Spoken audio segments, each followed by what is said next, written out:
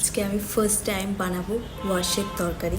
দেখি কেমন হয়। কোয়াশ আলু দিয়ে, যেরকম আলু পেঁপে দিয়ে তরকারি করে আমি সেরকমই করবো।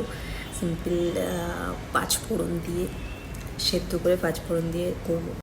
এই দেখো আমার কোয়াশ আর আলু কাটা কমপ্লিট। এবার একে একটা সিটি মেরে নিয়ে তারপরে রান্না করব। চলো দেখা যাক। কোয়াশ আর আলু প্রেশার কুকারে দিয়েছি সিটি মারার জন্য। একটা সিটি মেরে তারপর যেমন রান্না করে দেখি কেমন হয়। কোয়াশ সিটি মারতে বসিয়ে দিয়েছি আর এইদিকে আমার স্যালাডও রেডি।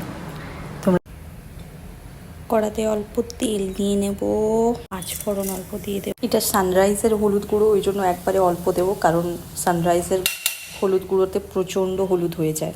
দিয়ে এটা একটু নেড়ে নেব। এটা আমার নিজের হাতে বানানো ঘি, এটাই আমি অল্প মতো দিয়ে দেব। আমার প্রথম কোয়াশ আলুর তরকারি রেডি।